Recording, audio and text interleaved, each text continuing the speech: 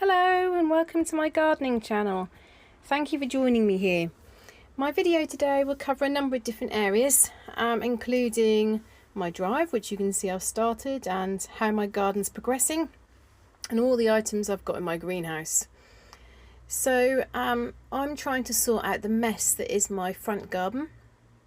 This area is where I turned the car, me and my husband turned the car around, and it was looking really untidy because the liner underneath has all got marked, well, not marked, it's all come up from the stones, and they're really looking a mess. And when I started to lift it up, large parts of it were falling apart in my hands. It was just all completely perforated. So it ended up being a much bigger job than I realised, and I don't finish that on this video. The weather was quite close when I was doing this, and what I needed to do was pull all the stones back, probably about half a metre from the areas that are affected. So you can see it's quite a big area where the stones need to be pulled back. I did think about using my other rake, but the problem with the other rake is that that might damage the liner in other places. Partly I did start thinking, oh, should I just get rid of the liner? But it does stop the weeds from coming through, so it is helpful like that. Although they do say the liners only last for 10 years, and you can definitely see that plants can get through the liners, and also you just get soil and stones and you get lots of weeds and plants and all sorts growing anyway. So I did do quite a lot here, but to be honest, I found it absolutely exhausting, far more exhausting than what I'd envisaged. So I did quite a lot, and then I had to stop. I had to have a break. It was just really tiring work. Good exercise and good from the steps that I'm getting in. For those of you that follow me on my other channel and know that I'm on a challenge to get 10,000 steps a day, so that was good, but it was just much more than what I'd realised. I also need a really strong brush, and I've not yet fixed my broom that I like to use, although I don't think that would be suitable for this anyway. I need something really sturdy with strong bristles where I can just push all the stones back, all the stones away. So after you see me doing this, I'll then show you a clip of my garden, and I walk through the garden and you'll get a feel for how the garden's growing, how it's developing, and how everything is coming alive since we've finally been having some sunny days. A few things that I need to put in the bin, but I'm going to come back in a bit and you'll be able to hear me talk about some of the plants that I've got growing.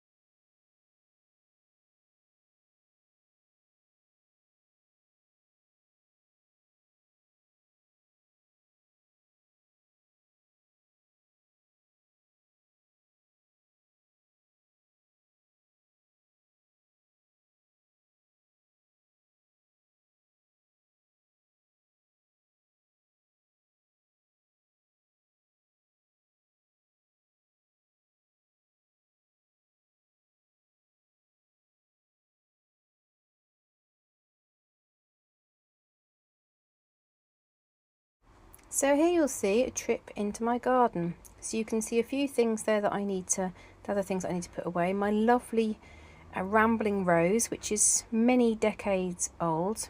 All the herb pots that need to be put back because I'm waiting for my stand to dry out. It got dry and then of course it rained again. So I was moving the pots down to allow the sun to shine on it, and I want to get it completely dry, and then I'm going to put a cover over the top to stop it from rotting anymore and to stop the slugs from eating it anymore. The slugs seem to be very much attracted to it, unfortunately, the massive great slugs. And then I walk through further down into my garden, and you can see the little paths that I've mowed through, Canterbury bells there, and then my lupins. You can see my anniversary rose and my giant delphinium, those white daisies which have gone a bit crazy, and some Michaelmas daisies. And I love my variegated fatsia just there. That's doing a treat. That's now about 18 months old. And then a little look at my greenhouse and how everything's come alive. So a number of these I won't prick out and put into pots until I see the second leaves. You can see my dwarf beans and my runner beans have come up really, really well. My peas, for years I had the mice eat my peas or other things eat my peas. I've only lost one lot of peas, which is good going. So the peas are soon going to be going out into my little tiny vegetable patch. I've got some lovely poached eggplants, which I would highly recommend, and lots of kohlrabi. Now the kohlrabi that I put into pots the other day, I think I've lost about 4 of them, either to my water system not quite reaching them or just because they weren't particularly strong ones. So that's fine, I'll grow them on and then they will be planted in my vegetable plot as well. So in my very small vegetable plot I'm going to have beans, kohlrabi. I don't think I'm going to have any kale this year, but then I will also have the peas. If I'm honest with the peas, they don't tend to get to the plate. My daughter loves fresh peas, so she comes out into the garden and eats them. So I think the last time, I didn't do peas last year, I did peas the year before, and I think we had 1 meal with peas because all the others had been eaten in the garden. But I'm happy with that because I think it's really good that my daughter gets to see the whole journey, you know, that they're grown, how they then come out in the pots and mummy plants them into the garden and then she can eat them. And they do taste really nice fresh. You can see my kohlrabi tray. Even though I've planted about 30 of them into pots, I've hardly touched the sides of the tray. And if I knew somebody who really liked kohlrabi and wanted to grow it, I would give them some plants, but the people that I've asked aren't really interested. So I shall see how many I can put into my vegetable pot. My echinops there closest to the camera, some of them have got their second leaves coming in, but some of them haven't. So when they're a little bit bigger, I will then put them into pots. And I'm really pleased with how my lupins have come up. The red lupins have come up really well. I've got fewer yellow lupins, but like I talked about before, I'm going to be very, very careful with how I label everything up, because in the past my labelling system just hasn't worked. And then this is a few days later. So you can see more lupins have come up and you can see the second flowers, the second set of leaves. The kohlrabi have got much bigger. That's my tray of yellow lupins, which is not looking so good. And then I've got second leaves with quite a lot of my echinops as well, so that's pleasing. My new tray of dwarf beans is showing signs of shoots, and my peas have got a little bit bigger. So overall I'm very pleased. I did remove a few slugs the other day from the greenhouse, so I do have to constantly check and keep on top of that, but I don't use any pesticides or any insecticides or any chemicals in my garden. I know that some people do, but that's not right for my garden. They're all my kohlrabi, and then the tray at the top there are hollyhocks, and those are bunny tail grasses which my daughter grew. And she has reliably informed me that she's grown them to cut off the bunny tails and to put them on a picture of a little rabbit that she's going to draw. So I hope you've enjoyed my very short overview of my gardening time. I will be posting more videos because the greenhouse yet again is doing wonders. It seems to be that if I had a camera in there, you'd literally see how quickly everything grows. Thank you for joining me here. and I look forward to catching up with you in my next gardening video.